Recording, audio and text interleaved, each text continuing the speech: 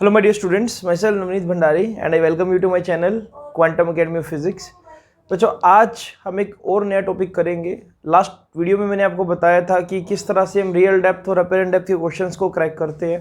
ना सिर्फ मैंने आपको ये बताया था कि how coin appear above the surface, but मैंने ये भी बताया था कि अगर डेंसर से रेयर में देखो तो चीज़ें ऊपर उठी हुई नज़र आती है, मतलब दूर नज़र आती है। तो लास्ट वीडियो में काफ़ी कुछ अच्छे कंसेप्ट थे। इस वीडियो में भी आपको एक नया फिनोमिना मैं कराऊंगा। आज हम जो बात करेंगे ये पूरा लेक्चर डेडिकेटेड होगा टोटल इंटरनल रिफ्लेक्शन, इस टॉपिक को। ये टॉपिक बहुत इंपॉर्टेंट है बच्चों। इसको आप रिफ्लेक्शन वर्ड सुनकर काट मत देना, छोड़ मत देना, क्योंकि रिफ्लेक्शन सिलेबस का पार्ट नहीं है, बट ये टॉपिक रिफ्रैक्शन का पार्ट है। इसलिए ये टॉपिक बहुत कंफ्यूजन क्रिएट करेगा बच्चों के लिए कि इसको करके जाना है या छोड़कर जाना है। तो मैं आपको बता रहा हूं कि इसको कर जाना है, ठीक है। अब सुनो, एक कंसेप्ट को सीखते हैं जरा बच्चों। यहां पर मैं एक इंटरफेस बना रहा हूं ऐसे। ये एक रेयर मीडियम है और नीचे यहां एक डेंसर मीडियम है। कंसेप्ट को सीखते हैं। सी, यहां पर कोई सोर्स ऑफ लाइट है, इस जगह पर ऐसा नाम दे रहा हूं। इससे एक लाइट रे गई बिल्कुल सीधा, तो लाइट रे सीधा बाहर गई तो सीधा की सीधा निकल जाएगी ऐसे एज इट इज, कोई दिक्कत नहीं है। एक लाइट रे गई ऐसे, स्केल का यूज जरूर करना इसमें बच्चों। मान लो ऐसे गई,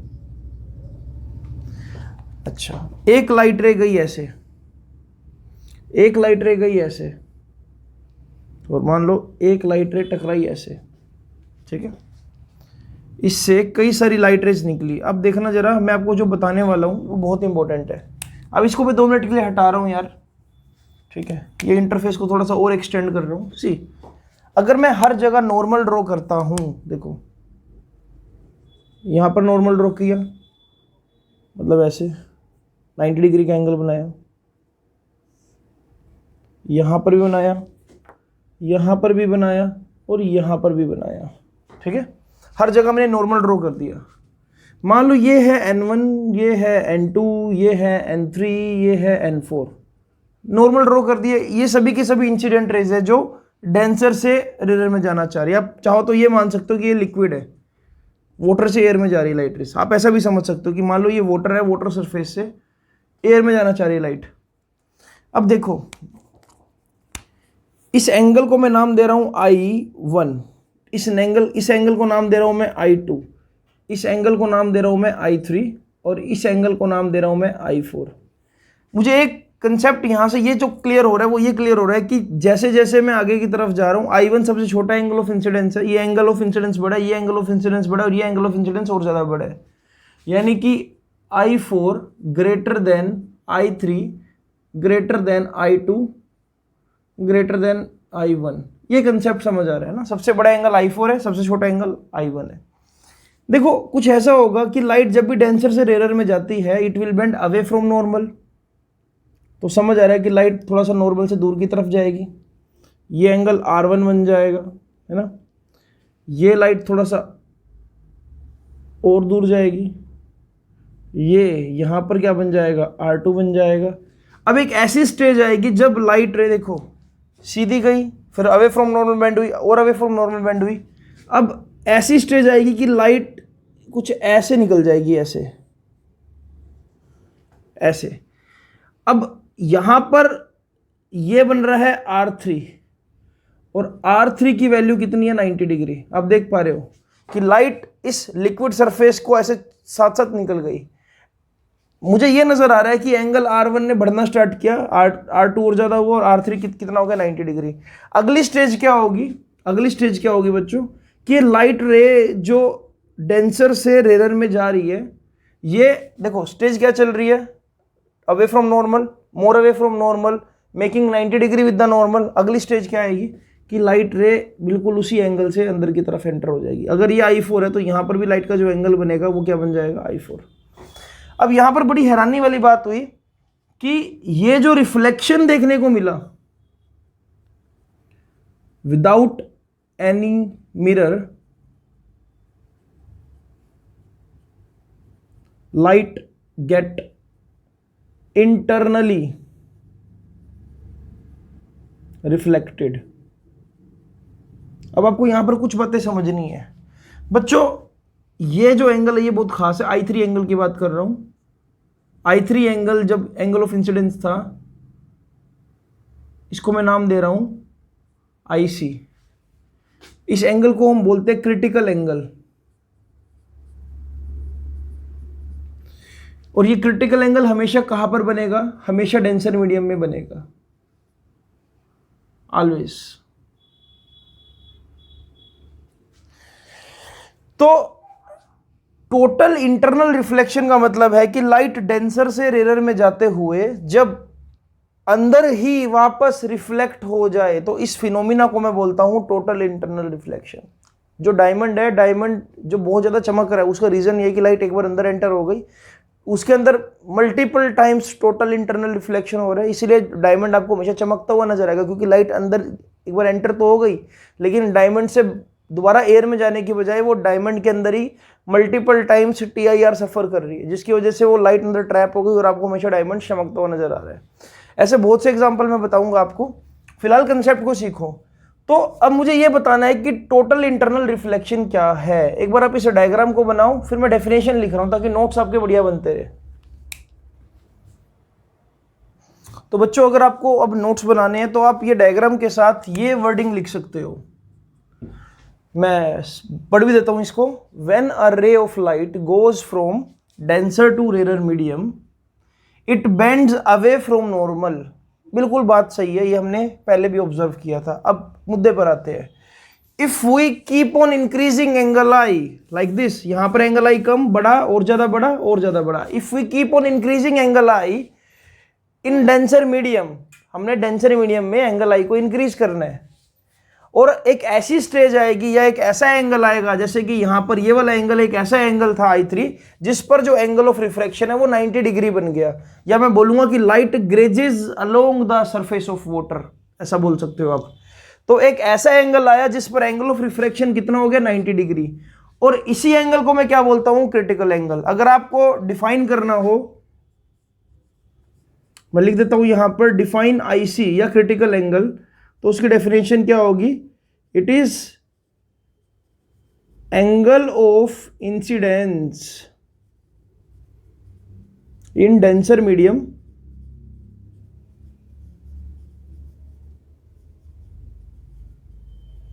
eight which angle of refraction becomes 90 degree. तो ये डेफिनेशन है क्रिटिकल एंगल की। तो ये भी मैं सिखाऊंगा कि क्रिटिकल एंगल को कैलकुलेट कैसे किया जाता है, अलग अलग सरफेस के लिए अलग अलग क्रिटिकल एंगल होता है, ये सब सीखेंगे अभी जस्ट TIR को समझो। तो अगर मैं क्रिटिकल एंगल से ज्यादा एंगल ऑफ इंसिडेंस लेता हूं, जैसे कि मान लो इस सरफेस के लिए 43 डिग्री का क्रिटिकल एंगल है, अगर मैं मान लो लाइट को 43.5 डिग्री पर भी प्रोजेक्ट करता हूं, तो लाइट बाहर जाने की बजाय अंदर की तरफ ही रिफ्लेक्ट बैक हो जाएगी। तो ये एक ऐसा रिफ्लेक्शन शो करेगी जो बिना किसी मिरर के है, सरफेस के अंदर ही ट्रैप हो जाएगी लाइट ऐसे, और बाहर नहीं निकल पाएगी। तो इस फिनोमिना को हम बोलते हैं टोटल इंटरनल रिफ्लेक्शन, की लाइट टोटली अंदर की तरफ रिफ्लेक्ट हो गई।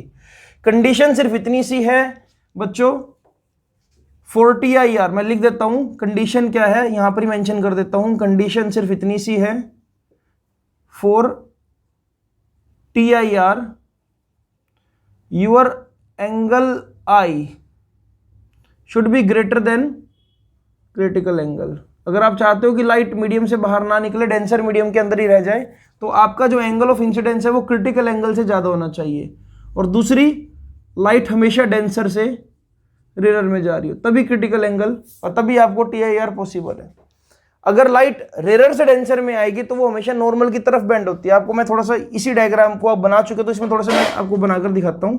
देखो, अगर ये वाला मीडियम एक रेयर मीडियम होता और ये डेंसर होता, तो लाइट ऐसे जाती और नॉर्मल की तरफ ऐसे बेंड होती, देखो इस तरफ बेंड होती। ऐसी कोई पॉसिबिलिटी नजर नहीं आ रही है कि लाइट ऐसे अवे फ्रॉम नॉर्मल जाकर अंदर की तरफ आ जाए वापस।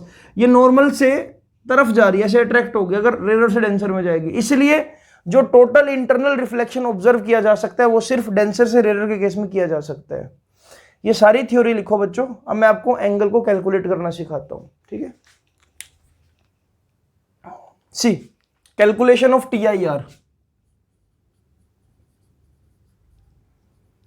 कैलकुलेशन ऑफ TIR कैसे कैलकुलेट करेंगे? तो देखो सबसे पहले मैं क्या कर रहा हूं, एक इंटरफेस बना रहा हूं, ठीक है। और ये नीचे ले रहा हूं मैं डेंसर मीडियम और ऊपर ले रहा हूं एक रेरर मीडियम। मान लो लाइट ऐसे गिरी, इस तरह से जा रही है, ये नॉर्मल ड्रॉ कर दिया मैंने ऐसे। अब आपको पता है कि अगर मैं इसको क्रिटिकल एंगल लिख रहा हूं तो लाइट ऐसे सीधी चली जाएगी इस तरह से। This is the reflected light. ये एंगल क्या बन रहा होगा यहाँ पर 90 डिग्री, राइट। ये नॉर्मल है। इस केस में क्रिटिकल एंगल कैलकुलेट करना है तो मैं लिख रहा हूँ यहाँ पर व्हाट इज IC। कैलकुलेट कैसे करें? तो बेटा देख अब सुन, मान लो इस डेंसर मीडियम का रिफ्रैक्टिव इंडेक्स है N2, रेरर मीडियम का रिफ्रैक्टिव इंडेक्स है N1। अब मुझे यहाँ पर स्नेल्स लॉ लगाना तो आता है यार, मैं स्नेल्स लॉ लगा रहा हूँ। लाइट कहाँ से कहाँ जा रही है? लाइट N2 से N1 में जा रही है, डेंसर से रेरर में जा रही है। तो मैं लिख रहा हूं यहां पर using Snell's law N2 sine IC यानी कि critical angle, it should be equal to N1 sine R। ऐसा करने पर आपको एक चीज समझ आ रही है बच्चों, देखो इसको मैं स्टेप को यहां पर नीचे लेके जा रहा हूं। अब देखो N2 sine IC it should be equal to N1 sine R की वैल्यू कितनी है 90 डिग्री, और साइन 90 कितना होता है 1। तो बेटा जो क्रिटिकल एंगल आया साइन IC वो किसके इक्वल आया N1 बाय N2। या इसको अगर आप लिखना चाहो तो आप ऐसा लिख सकते हो 1 अपॉन में 1N2, ऐसा भी लिख सकते हैं। देखो अगर N1 ऊपर और N2 नीचे है तो मैंने आपको सिखा रखा है इसका मतलब क्या होगा 1 का refractive index with respect to 2, ठीक है। तो मैं ये बोल दूं, अगर ये बात मैं ऐसे भी लिख सकता हूं तो उसमें कुछ बुराई तो नहीं है। 2 का refractive index with respect to 1, generally आपको ये गिवन होगा कि डेंसर मीडियम का रिफ्रैक्टिव इंडेक्स कितना है, और इसलिए मैं आपको रिलेशन बता रहा हूं कि आप इसको ऐसे याद रखो तो ज्यादा सही रहेगा। अगर आपको साइन IC निकालना है, ठीक है, तो आप बोलो 1 अपॉन में 1N2, यानी कि sine IC is equal to 1 upon में रिफ्रैक्टिव इंडेक्स या फिर डेंसर का म्यू, आप ऐसा बोल सकते हो। वरना इसको याद करने का एक तरीका ये भी है कि अगर आप ऐसे ही याद करना चाहते हो जैसा आपने ड्राइव किया, तो sine IC is equal to ऊपर हमेशा रेरर का रिफ्रैक्टिव इंडेक्स आएगा, रेरर का रिफ्रैक्टिव इंडेक्स रेरर का n अपॉन में डेंसर का n, डेंसर का रिफ्रैक्टिव इंडेक्स। एक बार आप इसको कैलकुलेट करना सीख लो, मतलब इन न्यूमेरिकल्स में मैं आपको कराऊंगा, ये सारे फॉर्मूलाज लिख लो। इससे ना मुझे एक बात और समझ आ रही है बच्चों, देखो जितना ज्यादा मीडियम डेंसर होता जाएगा या जितना ज्यादा मीडियम का रिफ्रैक्टिव इंडेक्स बढ़ता जाएगा उसका क्रिटिकल एंगल उतना ही कम होना स्टार्ट हो जाएगा। ये सभी चीजें मैं सिखाता हूं अभी, इसको एक बार जल्दी से नोट डाउन करो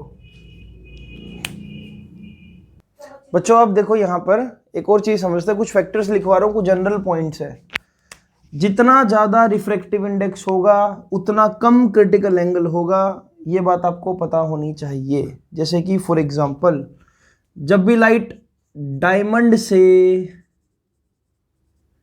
एयर की तरफ जाएगी तो डायमंड के लिए denser medium, diamond denser medium है, डायमंड एयर इंटरफेस के लिए जो क्रिटिकल एंगल है सिर्फ 24 डिग्री का है। इसलिए बहुत ज्यादा पॉसिबिलिटी होती है कि डायमंड के अंदर ही लाइट ट्रैप हो जाती है, एयर में निकल ही नहीं पाती, क्योंकि मोस्टली लाइट 24 डिग्री से ज्यादा एंगल पर ही गिरती है। सेम वे में ग्लास एयर इंटरफेस के लिए 42 डिग्री का क्रिटिकल एंगल होता है, यानी कि जो भी लाइट ग्लास से एयर की तरफ जा रही है और वो एंगल 43, 44, 45 डिग्री होगा तो ग्लास के अंदर ही लाइट ट्रैप हो जाएगी। मैं सिखाऊंगा अभी सारी चीजें। वाटर एयर इंटरफेस के लिए 49 डिग्री का क्रिटिकल एंगल होता है। तो आप चाहो तो इनको याद कर सकते हो, अगर नहीं याद करना तो भी कोई दिक्कत नहीं है, हम कैलकुलेट करके ही सोल्व करेंगे।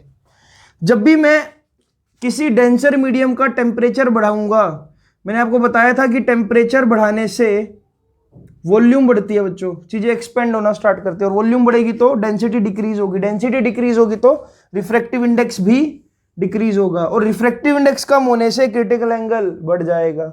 तो आप ये समझो कि डायमंड छोड़ो, चलो ग्लास एयर का अगर नॉर्मल टेम्परेचर पर जो क्रिटिकल एंगल है वो 42 डिग्री है, अगर मैं टेम्परेचर को बढ़ाना स्टार्ट कर दूं तो यही क्रिटिकल एंगल बढ़कर कितना हो जाएगा, थोड़ा सा और ज्यादा हो जाएगा, क्योंकि ग्लास एयर का रिफ्रैक्टिव इंडेक्स का जो डिफरेंस है वो और ज्यादा कम होना स्टार्ट हो जाएगा, जिसकी वजह से क्रिटिकल एंगल बढ़ना स्टार्ट हो जाएगा। ठीक है, अब ये इंपॉर्टेंट बात है, देखो मैंने ये आपको पढ़ाया था कि refractive index inversely proportional to wavelength होता है, ज्यादा वेवलेंथ कम रिफ्रैक्टिव इंडेक्स कम बेंडिंग, यही रीजन था कि रेड कलर सबसे कम बेंड करता है। रिफ्रैक्टिव इंडेक्स और क्रिटिकल एंगल में यहां भी इनवर्स प्रोपोर्शनल रिलेशन है, कम रिफ्रैक्टिव इंडेक्स ज्यादा क्रिटिकल एंगल, ज्यादा रिफ्रैक्टिव इंडेक्स कम क्रिटिकल एंगल। तो अगर मैं इन चीजों को यहां पर कंबाइनली देखूं तो क्रिटिकल एंगल वेवलेंथ के डायरेक्टली प्रोपोर्शनल है, यानी कि जिस भी कलर की वेवलेंथ ज्यादा होगी उसका क्रिटिकल एंगल भी ज्यादा होगा। फॉर एग्जाम्पल अगर मैं आपको ये बोलूं कि ये एक ग्लास में इस तरह से एक रेड कलर लाइट और एक ब्लू कलर लाइट एंटर हुई, तो रेड कलर लाइट की पॉसिबिलिटी ये होगी कि इजीली ग्लास से एयर में निकल जाएगी, क्योंकि इसका क्रिटिकल एंगल ज्यादा होगा, क्योंकि इसकी वेवलेंथ भी ज्यादा है। लेकिन ब्लू कलर लाइट जो है उसकी ज्यादा चांसेस होंगे कि वो अंदर की तरफ ही क्या डेविएट हो जाए, क्योंकि ब्लू कलर लाइट का क्रिटिकल एंगल कम होगा। ये चीजें मैं सिखाऊंगा अभी आपको, लेकिन अभी आपको फिलहाल नोट डाउन करनी है। ये वो बातें मैं आपको बता रहा हूं जो आपको बहुत ही मुश्किल से ढूंढनी पड़ती किताबों में लंबे लंबे पैराग्राफ पढ़कर, तो मैंने सभी आपको की पॉइंट्स दे दिए हैं यहाँ पर। इन बातों को लिखो और फिर मैं आपको एक न्यूमेरिकल से ये चीजें करवाने की कोशिश करता हूँ। चलो अब एक एग्जाम्पल से समझते हैं बच्चों, ठीक है। क्वेश्चन सिंपल से है, ट्रेस पाथ ऑफ लाइट।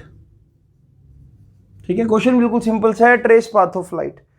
अगर मैं आपको ये बोलूं कि एक हमारे पास एक ग्लास है, ये एंगल यहां पर है बच्चों 45 डिग्री, ये एंगल भी बच्चों 45 डिग्री और ये 90 डिग्री। इस ग्लास के लिए जो क्रिटिकल एंगल है वो है 42 डिग्री बच्चों। ठीक है, इसका मतलब समझाता हूं अभी। इस ग्लास के लिए क्रिटिकल एंगल मुझे दे दिया 42 डिग्री, और ऐसा बोल दिया कि एक लाइट रे बिल्कुल सीधा आ गई ऐसे ऐसे। इस लाइट रे का पाथ बताओ कि क्या होगा, कहां पर जाएगी और क्या होगा। ठीक है, तो मैं इसको भी 2 मिनट के लिए यहां से हटा रहा हूं। बस गिवन इंफॉर्मेशन ये है कि IC is equal to 42 degree for glass air interface.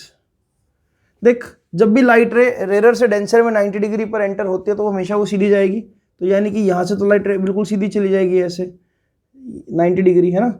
ये एंगल 45, ये 90, यानी कि ये एंगल क्या होगा बच्चों, ये भी 45 डिग्री होगा। अब सुनो, अगला काम क्या है, लाइट अब डेंसर से रेयर में जाना चाह रही है, तो आप क्या करोगे, इस सरफेस पर एक नॉर्मल ड्रॉ करोगे जैसा कि आप करते आए हो अब तक। तो मैंने यहाँ पर नॉर्मल ड्रॉ कर दिया। मुझे ये 45 डिग्री तो कभी देखना ही नहीं है, मुझे तो ये देखना है कि ये इंसिडेंट रे है और ये एंगल जो बन रहा है, इसको थोड़ा सा क्लोज व्यू में देखो। ये जो 45 डिग्री मैंने अभी ब्लू पेन से लिखा है, मुझे ये एंगल नहीं देखना कभी भी, मुझे तो ये देखना है, ये मेरा एंगल ऑफ इंसिडेंस है, और ये भी कुदरती कितना आ रहा है 45 डिग्री। अब देख, मेरा जो एंगल ऑफ इंसिडेंस है वो कितना है बेटा 45 डिग्री, लेकिन क्रिटिकल एंगल कितना है 42 डिग्री। मेरा एंगल ऑफ इंसिडेंस अगर क्रिटिकल एंगल से ज्यादा है तो इसका मतलब यहां पर TIR होगा, क्योंकि एंगल ऑफ इंसिडेंस 45 डिग्री है और ग्लास एयर का क्रिटिकल एंगल कितना है 42 डिग्री। तो इसका मतलब लाइट 45 डिग्री पर आई और ये कुछ ऐसे नीचे, बिल्कुल नीचे ऐसे आ जाएगी। ये 45 डिग्री, जितना एंगल ऑफ इंसिडेंस उतना ही एंगल ऑफ रिफ्लेक्शन, ये भी कितना आ जाएगा 45 डिग्री। अब लाइट बिल्कुल नीचे कैसे एंटर हो रही है 90 डिग्री पर, है ना, 90 डिग्री पर ऐसे 90 डिग्री पर एंटर हो रही है, तो यानी कि यहां पर जो एंगल ऑफ इंसिडेंस हुआ 0 हुआ। जब भी लाइट 90 डिग्री का एंगल बनाएगी तो इंसिडेंट और नॉर्मल के बीच में एंगल क्या होगा 0 डिग्री, तो यानी कि लाइट ऐसे बाहर की तरफ निकल जाएगी। लाइट यहां से गई, टकराई और ऐसे बाहर निकल गई, क्योंकि इस जगह पर एंगल ऑफ इंसिडेंस कितना हो गया 0 डिग्री। लाइट को बाहर निकलना पड़ा, लाइट नॉर्मली गिर गई तो बाहर ही निकलेगी। ठीक है, तो समझ पाए देखो TIR का कंसेप्ट क्या था, कैसे मैंने पाथ को ट्रेस किया। चलो एक और एग्जांपल से समझाता हूँ, इसको जल्दी से नोट डाउन कर लो, फिर एक और एग्जांपल से समझाता हूँ। चलो अब ये चीज समझ रहे जरा बच्चों, अगर मान लो अब एक एग्जांपल ऐसा है हमारे पास, थोड़ा सा ना बड़ा बनाता हूँ ताकि आप चीज़ों को और ज़्यादा बेहतर तरीके से समझ पाओ लो, ठीक है। मुझे एक ऐसा ट्रायंगल दे दे बच्चों और ऐसा बोल दे कि ये 60 डिग्री है, ये 30 डिग्री है और ये 90 डिग्री है, ठीक है। और लाइट ऐसे एंटर हो रही है इस जगह पर, और क्वेश्चन वही है, this is incident ray, question वही है, trace the path of light. तो देख कंसेप्ट बिल्कुल सिंपल है, लाइट अगर 90 डिग्री पर एंटर होगी, है ना, तो सीधी सीधी जाएगी ऐसे 90 डिग्री पर, ऐसे सीधी, बिल्कुल पेंसिल स्केल का यूज़ कर लेना लोग, सीधी गई बिल्कुल। आई होप ये आ रहा होगा, इसमें बिल्कुल आ रहा है, ठीक है। ये 60 डिग्री, ये कितना होगा बच्चों 90 डिग्री, है ना, और ये एंगल कितना होगा, इसका मतलब 30 डिग्री। बट मुझे ये एंगल तो कभी भी नहीं देखना है, मुझे तो यहाँ पर पहले नॉर्मल ड्रॉ करना है। तो हमेशा इस इंटरफेस पर मैं नॉर्मल ड्रॉ करूँगा ऐसे, है ना। देखो ये 90 डिग्री, परफेक्ट 90 डिग्री बनना चाहिए, जैसे कि देखो ये 90 डिग्री, अगर ये 30 डिग्री है तो ये कितना आया बच्चों, यहाँ पर 60 डिग्री आया, है ना। टोटल 90 डिग्री एंगल होता है, 60 डिग्री आया। अब मुझे पता है कि मेरा एंगल ऑफ इंसिडेंस कितना बन रहा है, 60 degree, which is greater than critical angle, क्योंकि क्रिटिकल एंगल तो 42 डिग्री है। अभी भी light angle of critical angle से ज़्यादा एंगल पर गिर रही है। इसका मतलब लाइट क्या हो जाएगी, इंटरनली रिफ्लेक्ट होगी ऐसे, इस तरह से, ऐसे आई और ऐसे रिफ्लेक्ट होगी। ये 60 डिग्री, तो ये भी कितना होगा बच्चों, इसको थोड़ा सा ऐसा बना देता हूँ, ऐसे आगे मान लो, ठीक है। ये 60 डिग्री, तो ये भी कितना होगा बच्चों 60 डिग्री। अब देख लाइट अब भी डेंसर से रेयर में जा रही है, अब यहाँ पर भी एक नॉर्मल ड्रॉ कर दे वैसे, ये नॉर्मल ड्रॉ कर दिया, ये 60 डिग्री है, तो ये एंगल कितना होगा यहाँ पर, अल्टरनेट एंगल बन रहा है, देखो ये 60 डिग्री, तो ये भी 60 डिग्री, ठीक है। अच्छा अगर ये 60 डिग्री है तो ये एंगल अभी कितना है, ये 30 डिग्री एंगल हुआ, देखो आपके सामने तो है, ये 30 डिग्री, ये 60 डिग्री, ठीक है। और ये नॉर्मल बना दिया, तो ये बचा हुआ एंगल कितना हुआ, 90 माइनस 60 यानी कि 30 डिग्री। यानी कि इस फेस के लिए जो एंगल आई है वो कितना है बच्चों, अभी 30 डिग्री। और अभी ये एंगल क्रिटिकल एंगल से कम हो गया, तो यानी कि light will go away from normal like this, इस तरह से लाइट रे निकल जाएगी, राइट। ये 30 डिग्री, लाइट रे ऐसे बाहर की तरफ निकल जाएगी, अवे फ्रॉम नॉर्मल। इसको जाना चाहिए था ऐसा, लेकिन ये डेंसर से रेयर जाते वक्त अवे फ्रॉम नॉर्मल ऐसे चली गई। देखा कैसे पाथ को ट्रेस किया हमने, इस तरह से आपने एंगल्स को समझना होता है। आई होप आपको ये बात समझ आई होगी। चलो मैं आपको एक और क्वेश्चन कराता हूँ ऐसा ही, ठीक है। एक और क्वेश्चन में हम पाथ को ट्रेस करते हैं, इसको रब कर रहा हूँ मैं। अब अगर बच्चों मैं आपको बोलूं कि थोड़ा सा डायग्राम बड़ा बनाता हूं, ठीक है। लाइट रे इस बार ऐसे आ रही है, ऐसे इस जगह से आ रही है, और इस बार ये एंगल कितना है 30 डिग्री, और ये एंगल कितना है बच्चों 60 डिग्री, और ये एंगल कितना है 90 डिग्री। इस पाथ को ट्रेस करो, कहाँ पर जाएगा, क्या बनेगा। देखिए अब लाइट 90 डिग्री पर आ रही है, तो सीधा ऐसे बजेगी आके इस जगह पर, ठीक है। आपको पता है कि ये एंगल क्या होगा 90 डिग्री, ये 30, तो ये कितना होगा 60 डिग्री। बट ये एंगल तो मेरे काम का ही नहीं है, मुझे तो यहाँ पर हमेशा क्या ड्रॉ करना है, नॉर्मल ड्रॉ करना है। अब ये देखो ये डेंसर मीडियम में लाइट रे है और रेयर में जाना चाह रही है, तो ये इंसिडेंट रे और नॉर्मल के बीच का एंगल क्या होगा 30 डिग्री। अब मुझे पता है कि I is equal to 30 degree जो है वो लेस देन क्रिटिकल एंगल है, क्रिटिकल एंगल तो भैया 42 डिग्री है। तो इसका मतलब यहाँ पर कोई TIR नहीं होगा, light will go away from normal like this, और ये एंगल कुछ R बन जाएगा। समझ पाए, देखो इस तरह से मैं प्रेडिक्ट करूंगा कि TIR होगा या नहीं होगा। ये तीनों एग्जाम्पल से मुझे पूरी उम्मीद है कि आप समझ पाए होंगे बच्चों, ठीक है। चलो एक एग्जाम्पल और करवा दूं आपको, चलो एक एग्जाम्पल और करते हैं, इसको मैं रब कर रहा हूं। अब एक एग्जाम्पल और है, सपोज मेरे पास एक ऐसा प्रिज्म है और ये एंगल यहां पर बन रहा है 90 डिग्री, ये बन रहा है 45 डिग्री और ये भी बन रहा है 45 डिग्री। कोशिश करना कि इसको खुद से आप ट्राई कर सको, ठीक है, कोशिश करना कि आप इसको खुद से ट्राई कर सको। सपोज करो मैंने यहाँ पर एक लाइट ऐसे गिराई इस तरह से, इस लाइट के पाथ को हम ट्रेस करेंगे, ठीक है, करे ट्रेस। लाइट ऐसे आ रही है तो सीधी निकल जाएगी, यहाँ पर बजेगी आकर ऐसे सीधा। लाइट जब भी 90 डिग्री पर गिरती है तो सीधी सीधी ट्रैवल करती है ऐसे। ये 90 डिग्री है तो ये भी 90 डिग्री होगा, ये भी 90 डिग्री होगा, ये 45 है बच्चों, ये 45, तो यहाँ पर ये क्या होगा, ये 45 डिग्री एंगल बन रहा होगा। बट मुझे तो क्या देखना है, मुझे तो नॉर्मल ड्रॉ करना है। लो जी, नॉर्मल ड्रॉ कर दिया आपने, ये 45, तो ये भी क्या होगा बच्चों 45। तो लाइट ऐसे आई 45 डिग्री पर, और ये एंगल आपका जो 45 डिग्री है ये ग्रेटर देन है किससे, क्रिटिकल एंगल से। क्रिटिकल एंगल तो 42 डिग्री है, यानी कि यहाँ पर TIR होगा। जब भी angle of incidence critical angle से ज़्यादा होगा तो TIR होगा 45 डिग्री। लाइट 45 डिग्री पर ही क्या ऐसे निकलेगी, है ना। अब ये 45 है और यहाँ पर देखो जरा आप, अगर ऐसे आप इसको देख पा रहे हो यहाँ पर, तो इसका अब देखो ये 90, ये पूरा 90, देखो ये 90, ये 90, ये पूरा कितना 90, तो इस तरह से ये भी पूरा क्या हुआ 90 डिग्री हुआ। तो अगर मैं यहाँ पर नॉर्मल ड्रॉ करूँ ऐसे, तो मुझे समझ आ रहा है कि इस जगह पर एंगल ऑफ इंसिडेंस तो 0 है, तो यानी कि लाइट बिल्कुल सीधा निकल जाएगी ऐसे। यानी कि आपने ए से लाइट को ऐसे फेंका, लाइट गिरी और लाइट ऐसे निकल गई और A' पर पहुंच गई। समझ पाई इस बात को। तो इस तरह से मैं लाइट के पाथ को ट्रेस कर सकता हूं और TIR को बहुत ही बेहतरीन तरीके से समझ सकता हूं। आप, मुझे लगता है एक और आपको क्वेश्चन कराना पड़ेगा। चलो एक और क्वेश्चन आपको करवाता हूँ, रब कर रहा हूँ इसको मैं, एक और क्वेश्चन आपको सिखाता हूँ। कोशिश करना कि मेरे करने से पहले आप इसका आंसर कर दो। सेम वही ट्रायंगल बना रहा हूँ दोबारा से, सेम वही ट्रायंगल बच्चों। TIR पर यूट्यूब की बेस्ट वीडियो बनाएंगे इस बार हम इसको, जिसमें बच्चों के कंसेप्ट सारे क्लियर हो जाए, ठीक है। इस बार लाइट रे ऐसे एंटर हो रही है बच्चे, ऐसे नीचे से एंटर करा दी।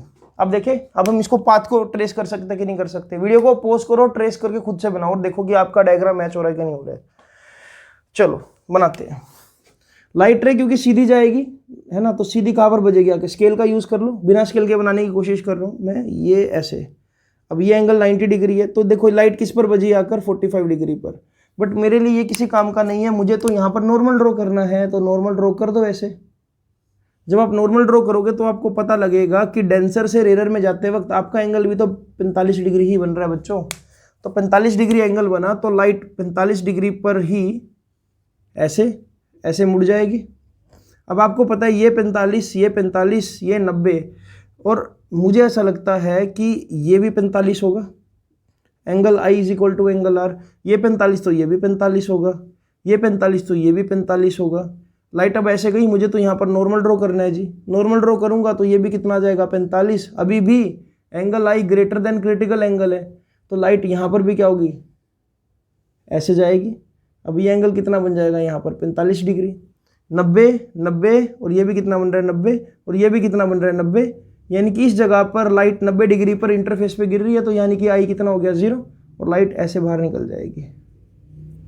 देख पा रहे हो कि कितनी खूबसूरती से हम अब रिफ्लेक्शन और TIR को समझ पा रहे हैं। तो ये भी डायग्राम बना लो। अब मुझे नहीं लगता कि मुझे कोई भी आपको क्वेश्चन दूं और आप ना कर पाओ, कर सकते हो आप। इसको जल्दी से बनाओ, फिर हम अगले कंसेप्ट पे चलते हैं। तो बच्चों अब आपको एक और चीज सिखाता हूं। कंसेप्ट का नाम है सर्कल ऑफ इल्यूमिनेशन। चमकदार गोला, गोला तो नहीं बोलेंगे, चमकदार चक्कर। सी सपोज करो बच्चों ये वाटर है और वाटर में यहां पर कोई बल्ब लगा हुआ है, लाइट सोर्स। अगर आप ऑब्जर्वर हो, आप यहां से इस बल्ब को देखने की कोशिश करोगे कभी भी। वैसे आपको प्रैक्टिकली बोलूं, कभी आप किसी तालाब में एक बल्ब को, जैसे कि पार्कों में जाते हो ना, पार्कों के अंदर पानी के अंदर लाइटें लगी होती है, तो आप जब भी उस लाइट को देखते हो तो आपको ऐसा लगता है कि उसका एक सर्कल शेडो उसके ऊपर बन रहा है। वो सर्कल शेडो का आप अगर साइज देखो तो वो बल्ब से तकरीबन थोड़ा सा बड़ा होता है, लेकिन वो लाइट का आप सिर्फ उतना सा हिस्सा ही देख पाते हो। कभी अगली बार ऑब्जर्व करने की कोशिश करना। तो मुझे ना वो एरिया निकालना है जितना मैं देख सकता हूँ। I have to calculate that area जो मुझे नजर आएगा। अब मुझे पता है कि देखो इससे जो लाइट ऐसे जाएगी वो मेरी आंखों तक पहुंच सकती है, ऐसे जाएगी, इससे लाइट ऐसे भी जाएगी, इससे लाइट ऐसे भी जाएगी, इससे लाइट ऐसे भी बाहर जाएगी, इससे लाइट ऐसे भी बाहर जाएगी, और इससे लाइट हो सकता है ऐसे भी बाहर जाए।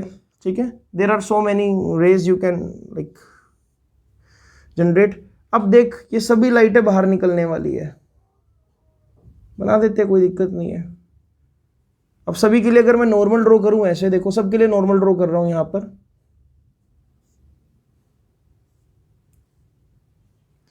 यहाँ पर 1 2 3 4 और यहाँ पर कितनी है 1 2 3, एक लाइन और बनानी है, चलो एक और बनाते हैं, यहाँ पर बनाते लो।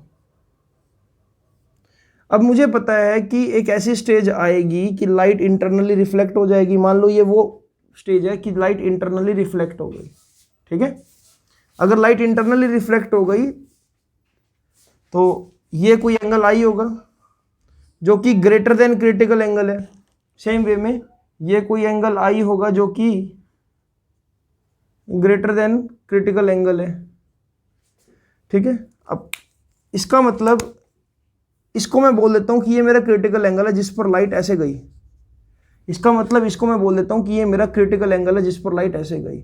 बाकी सब केसेस में क्या होगा, light will go like this, it will go like this, यहां से जाएगी तो it will go like this, it will go like this. ठीक है, तो मुझे ये नजर आएगा कि यहां पर ना, यहां से ऐसे, इस तरह से ऐसे, कुछ ऐसे मुझे ऐसे नजर आएगा कि इतने पोर्शन में, इतने सर्कल को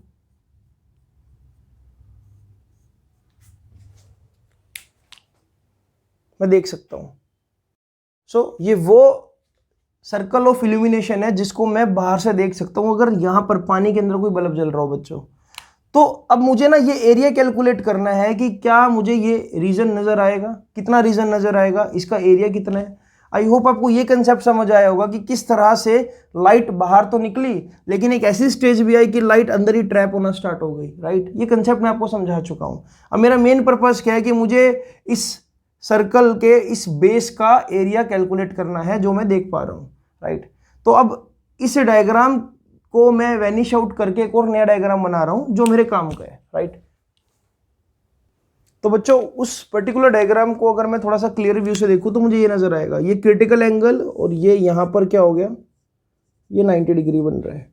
ये क्रिटिकल एंगल और यहां पर ये क्या बन रहा है बच्चों, ये यहां पर ये बन रहा है 90 डिग्री।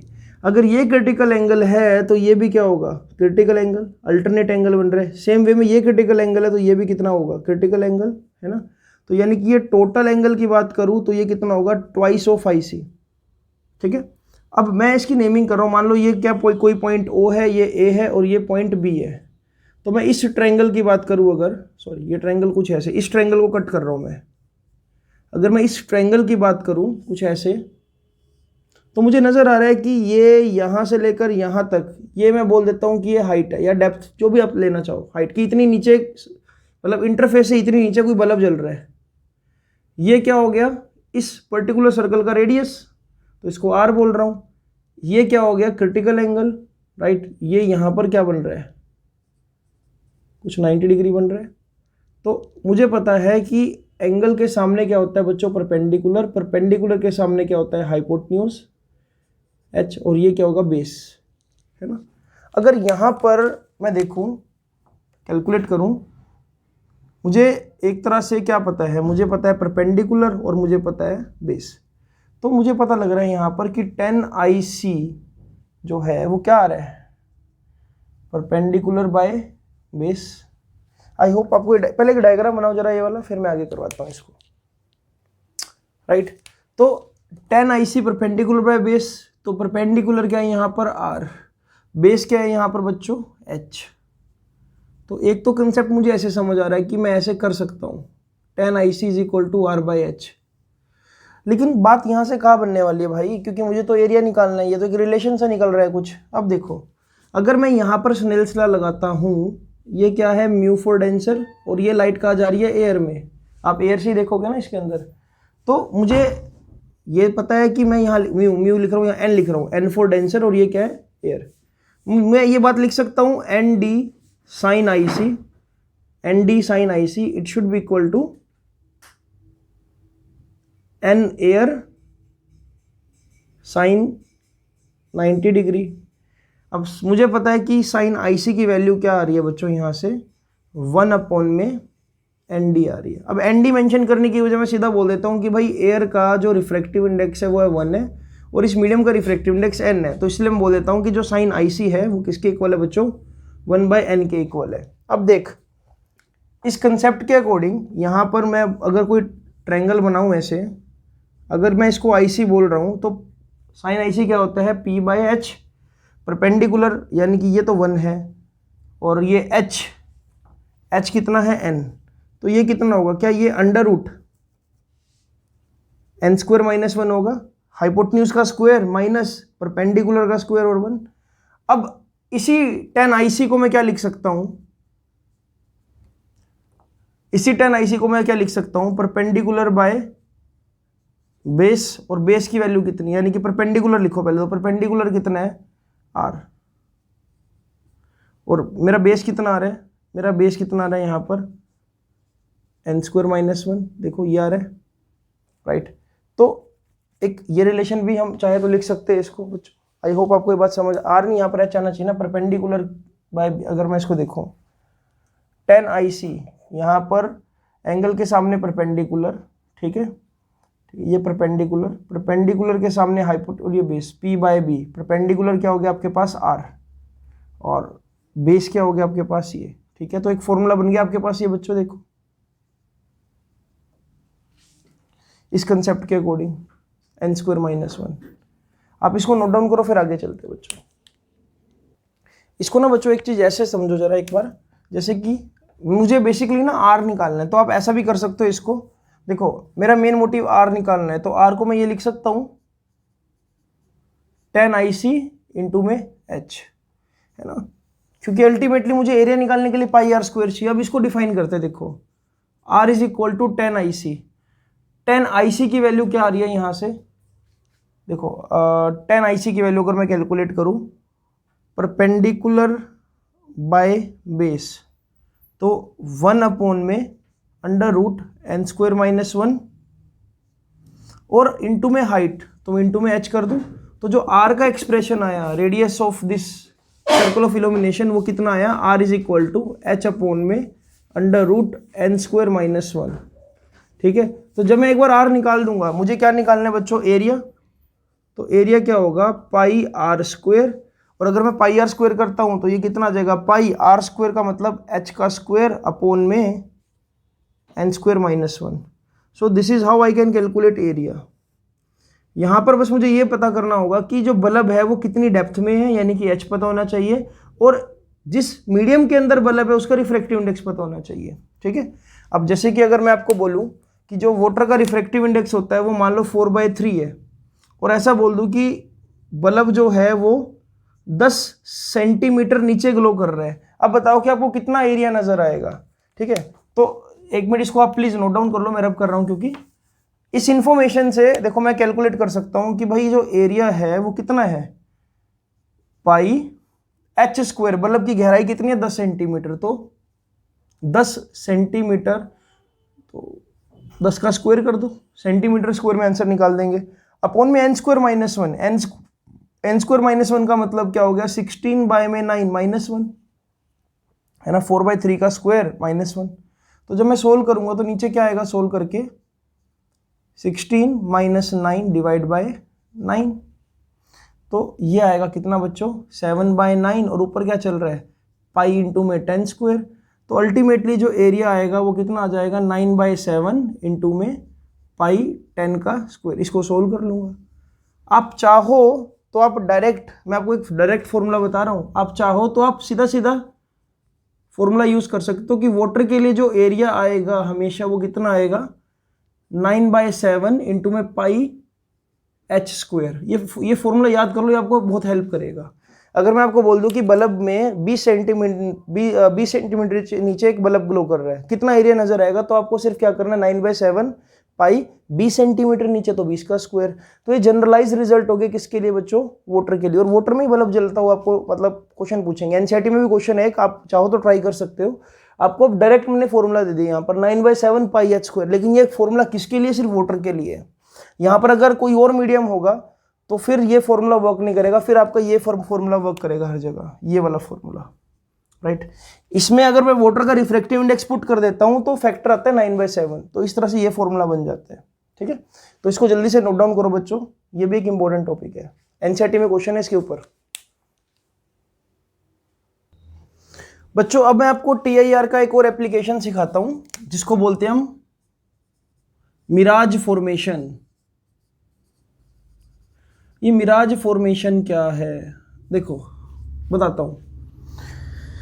कभी आपने अगर नोटिस किया हो, जो पुरानी हिंदी फिल्में होती थी उसमें हीरो जब जंगल में भटक जाता था, फिर एक रेगिस्तान आता था और उसको ऐसा लगता था रेगिस्तान में कि भाई यहाँ तो सामने बहुत ज़्यादा पानी है, लेकिन जैसे वो भाग कर जाता है उसको पानी नज़र नहीं आता, उसको रेती नज़र आती है।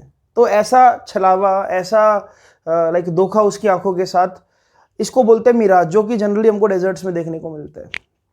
मिराज फॉर्मेशन पे कभी 10 ईयर्स में आपको क्वेश्चन देखने को शायद ना मिले, लेकिन ये एनसीईआरटी का पार्ट है तो इसलिए मुझे करवाना पड़ेगा। और टॉपिक इंटरेस्टिंग भी, आपको पता होना चाहिए कि किस तरह से हमको रेगिस्तान में या हमको डेजर्ट में ऐसा लगता है कि ज़मीन पे पानी बिखरा हुआ है। आपको ये फीलिंग पता कब आ सकती है, देखो पानी बिखरा हुआ है, जैसे कि मान लो अगर एक पेड़ है, अगर आपको वो पेड़ की लहराती हुई इमेज ग्राउंड पर नजर आ जाए तो आपको ऐसा लगेगा कि ये पानी में शेडो बन रही है, ठीक है। तो आपको ना यही चीज़ मैं सिखाने वाला हूँ। देखो समझो इस चीज़ को, मान लो कि ये एक पेड़ है। अब ये ऐसे ऐसे टॉपिक मैं आपको करा रहा हूँ जो जनरली आपको साधारण इजीली तरीके से आपको यूट्यूब पर कहीं नहीं मिलेंगे। तो बस मैं छोटा सा यही चाहूँगा आपसे एक कंट्रीब्यूशन कि बच्चों इस चैनल पर जो सब्सक्राइबर है वो बढ़ते रहने चाहिए, ताकि मैं जो रात को, इस टाइम भी रात के 11:30 बज रहे हैं और ये वीडियो आपको वही 1-2 बजे तक अवेलेबल होगी। तो जो मैं रात को आपके लिए शूट कर रहा हूँ ये सिर्फ आप तक ही सीमित ना रहे, ये और बच्चों तक भी पहुँचे। और ये चैनल बहुत सारे सब्सक्राइबर डिजर्व करता है, क्योंकि आज इस चैनल पर मेरे ख्याल से 170 से 80 वीडियोस डल चुकी है, और इतने में इस चैनल को बहुत ज़्यादा ग्रो कर लेना। हाँ, फिजिक्स पढ़ने वाले बच्चे बहुत कम होते हैं, बट फिर भी आप लोगों का सपोर्ट है, अगर आप मुझे मेरी जर्नी में सपोर्ट करोगे तो बहुत अच्छी बात होगी। ये वो ग्राउंड है बच्चों, ठीक है। अब एक चीज़ समझते हैं जरा हम, ठीक है।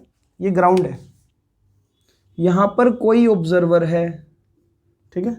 ये पेड़ का साइज मतलब कुछ भी ले सकते हो आप, बहुत बड़ा मतलब थोड़ा सा और बड़ा ले लेता हूँ, कहो तो कोई ऐसा पेड़ है, ठीक है, कुछ ऐसा पेड़ है। अब मैं आपको एक चीज़ बताता हूँ बच्चों, ग्राउंड से ऊपर जाते वक्त जैसे कि यहाँ पर ऐसे देखो, यहाँ पर जो टेम्परेचर होता है वो क्या होता है, ज़्यादा, और ऊपर जाऊँगा तो टेम्परेचर थोड़ा सा लो है ना, क्योंकि ग्राउंड जमीन पे गर्मी थोड़ी सी ज़्यादा है, थोड़ा सा ऊपर जाऊँगा तो टेम्परेचर कम होना स्टार्ट हो जाता है। इसका मतलब ये हुआ कि यहाँ पर बहुत सारी लेयर्स बनी हुई है बच्चों, बहुत सारी लेयर्स किस चीज़ की बनी हुई है, अलग अलग तरह के रिफ्रैक्टिव इंडेक्स की, ऐसी कुछ लेयर बनी हुई है, कुछ ऐसी लेयर। क्या होगा देखो, जो ऊपर वाली रेज है वो तो आपकी आंखों तक पहुंच जाएगी कहीं ना कहीं, बिल्कुल इजीली पहुंच जाएगी आपको, मतलब ये पेड़ तो सामने नजर आएगा ही आएगा।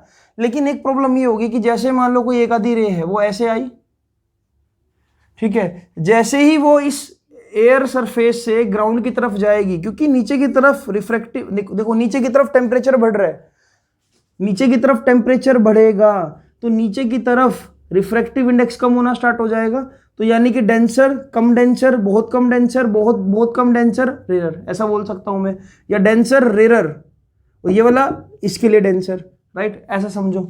तो यहां पर लाइट आई ऐसे, ये एंगल आई बना कोई, इसके बाद डेंसर से रेरर में लाइट क्या होगी, अवे फ्रॉम नॉर्मल जाएगी, तो लाइट थोड़ा सा ऐसे बेंड हो जाएगी, यहाँ पर थोड़ा सा और ऐसे बेंड हो जाएगी, यहाँ पर थोड़ा सा और ज़्यादा बेंड हो जाएगी।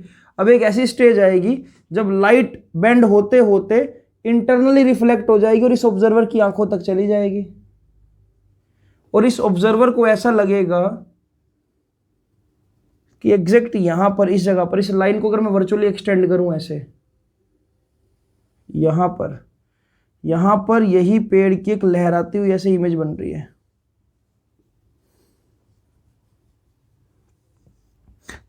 अब मैं आपको एक चीज़ बताता हूँ, ये लहराते हुए इमेज क्यों नजर आएगी, क्योंकि कॉन्टिन्यूसली ना एयर डेंसिटी चेंज होती है, एयर डेंसिटी चेंज होगी, रिफ्रैक्टिव इंडेक्स कॉन्टिन्यूसली चेंज होगा, तो फ्लक्चुएट्स ही करती हुई इमेज नजर आएगी इसको।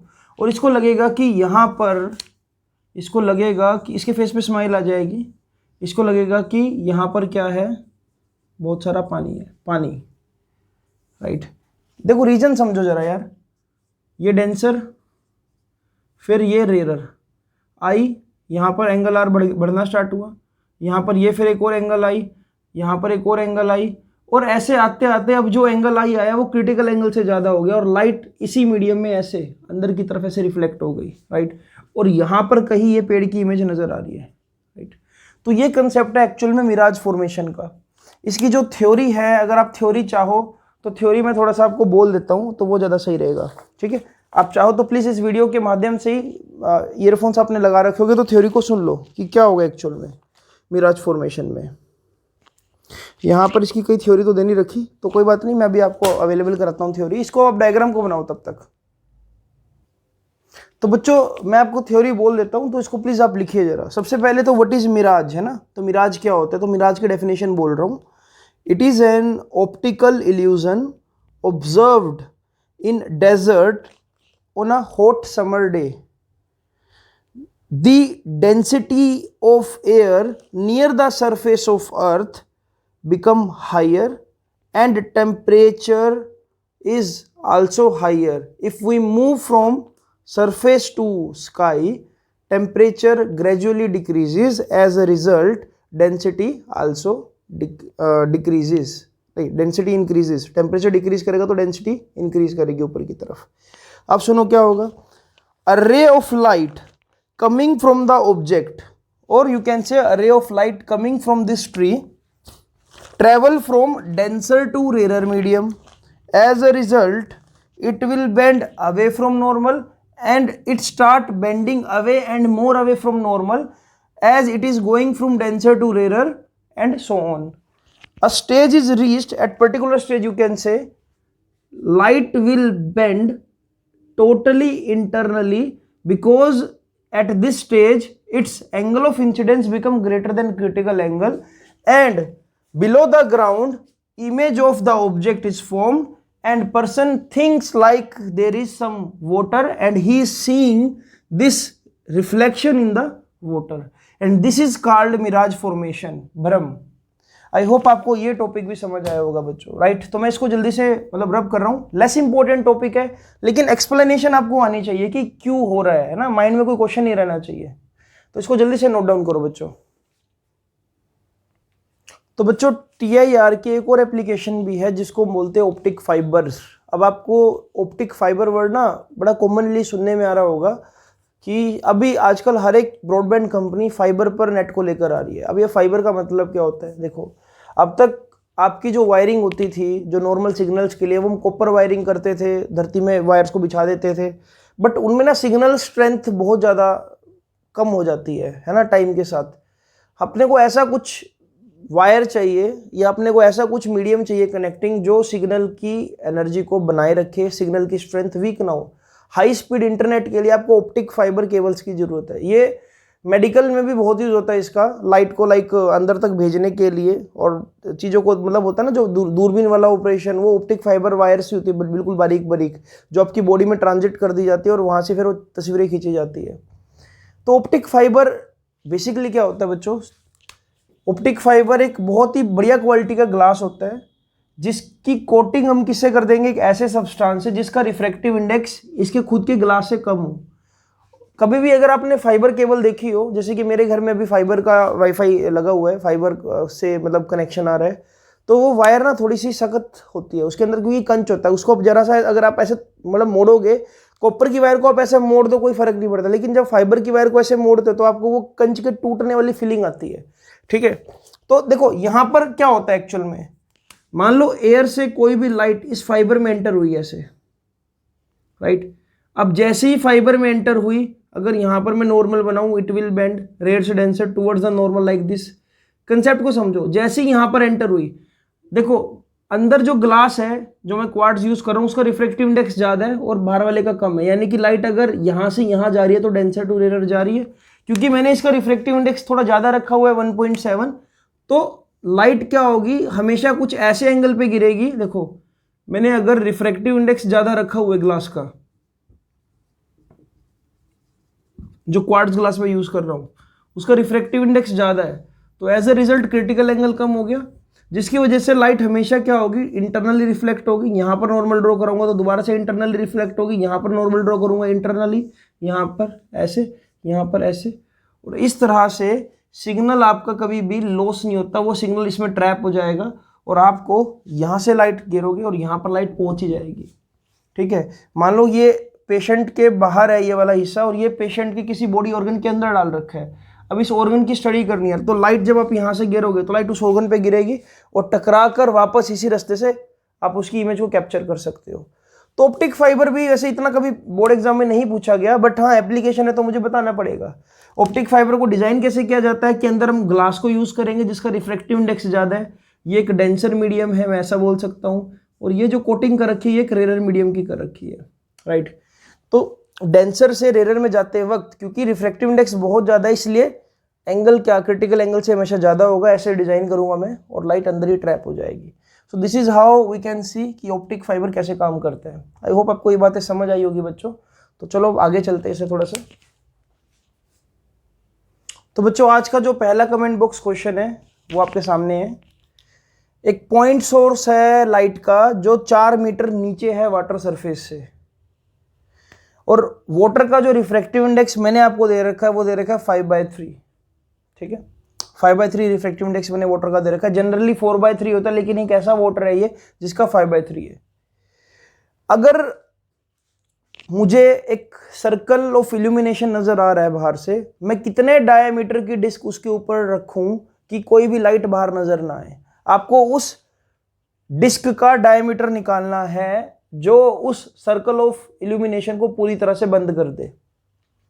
ऑप्शंस है 2 मीटर, 4 मीटर, 6 मीटर और 8 मीटर। बड़ा इजी क्वेश्चन है ये बच्चों, थोड़ा सा दिमाग जरूर लगेगा लेकिन कर लोगे। ये आपका पहला कमेंट बॉक्स क्वेश्चन है, इसको प्लीज नोट डाउन कर लो, फिर अगले कमेंट बॉक्स क्वेश्चन की तरफ चलते हैं। तो बच्चों जो दूसरा कमेंट बॉक्स क्वेश्चन है वो ये रहा। ठीक है, मेरा यहां पर आपसे ये क्वेश्चन है कि अगर ये एंगल 60 डिग्री है, ये एंगल 30 डिग्री है, ये एंगल 90 डिग्री है और रिफ्रैक्टिव इंडेक्स इस ग्लास का √2 है, अगर कोई लाइट रे ऐसे आ रही है तो इस लाइट रे का पाथ क्या होगा। मैंने आपको कोई क्रिटिकल एंगल नहीं बताया, ठीक है, और भूल जाओ कि आपको पता है क्रिटिकल एंगल। आपको सिर्फ इसी इंफॉर्मेशन के बेसिस पर क्रिटिकल एंगल भी निकालना है और लाइट के पाथ को ट्रेस भी करना है। आप बस मुझे ये आंसर करो कि क्या TIR होगा AC फेस से, बस मुझे ये बताना है आपने। ठीक है, ये आपका क्वेश्चन है, करो इसको। चलो बस बहुत है आज के लिए, अगले लेक्चर में हम कुछ और क्वेश्चन क्रैक करेंगे। अगला लेक्चर प्योरली प्रिज्म पे बेस्ड है, तो प्रिज्म को और गहराई से, मतलब प्रिज्म को गहराई से समझेंगे और कुछ अच्छे क्वेश्चंस ट्राई करेंगे। लेक्चर थोड़े से मैं मानता हूँ कि लेंथी हो रहे ऑप्टिक्स के, पर कंसेप्ट ज़्यादा मैटर करता है। अगर 10-15 मिनट फालतू वीडियो देख लोगे तो कोई इससे फ़र्क नहीं पड़ता, कंसेप्ट सीखना जरूरी है। तो ठीक है बच्चों, इसके साथ इस वीडियो को ओवर करते हैं हम, और नोट्स अच्छे से बनाना। एक ही सजेशन है बार बार कि ऑप्टिक्स में पेंसिल का यूज़ बहुत ज़्यादा होगा, डायग्राम सभी पेंसिल से बनने चाहिए और जितने भी की पॉइंट्स हैं वो बॉक्सेस में बंद होने चाहिए, राइट, क्योंकि एग्जाम टाइम पे आपको शॉर्ट में वो की पॉइंट्स पढ़कर जाने, ताकि आपका एक भी नंबर ना कटे। तो ठीक है बच्चों, मिलते हैं आपसे अगली वीडियो में। अच्छे से नोट्स बनाना और पढ़ते रहना। Have a great day.